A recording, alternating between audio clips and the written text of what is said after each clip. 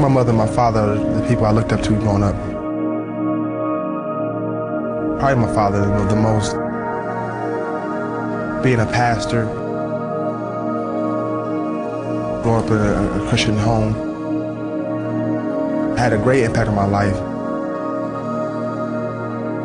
My dad played basketball in college, and so I always had basketballs in the house. Saw my dad's trophies, saw what he had accomplished through basketball, and I wanted to do the same or do even better.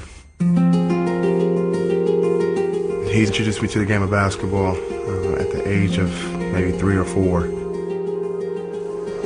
He didn't force it on me. It was just something I had seen all the time and just picked it up. Took to the game right away.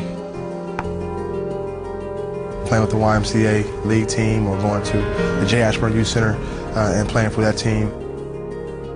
Just being involved definitely helped me. It kept me off the streets. It kept me around good people.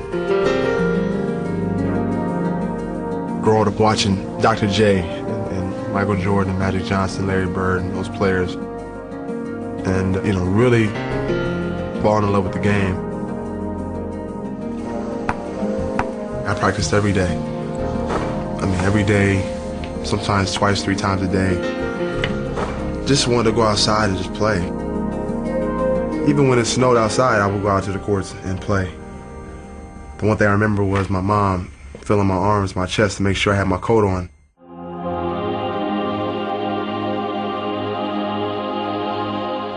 I was wanting to go to Ohio State. Even though I was recruited by a lot of schools, I knew deep down I wanted to stay close to home. And Ohio State was at the time where it was struggling. So I wanted to step in and be a part of the turnaround. Red fires inside the arc for 2. What a gunslinger he is. I left Ohio State early. It was a major decision in my life at that time, and I always wanted to play in the NBA.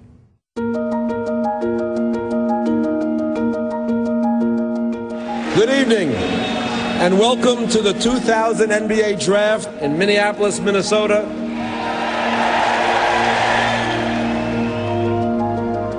I didn't go to the draft. I watched it at home.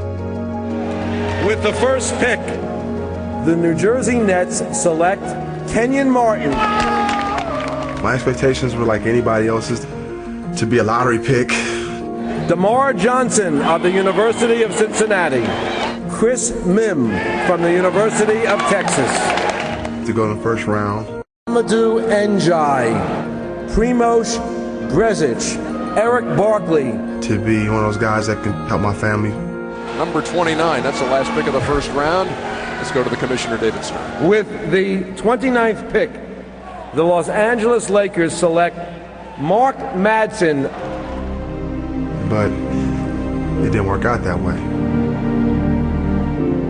So at that point, I'm like, I don't know if I would get drafted. And so you go deep into the second round, it's like, oh boy. With the 36th pick, with the 39th pick, with the 42nd pick. It seems like your dreams and your visions, you crash right in front of you.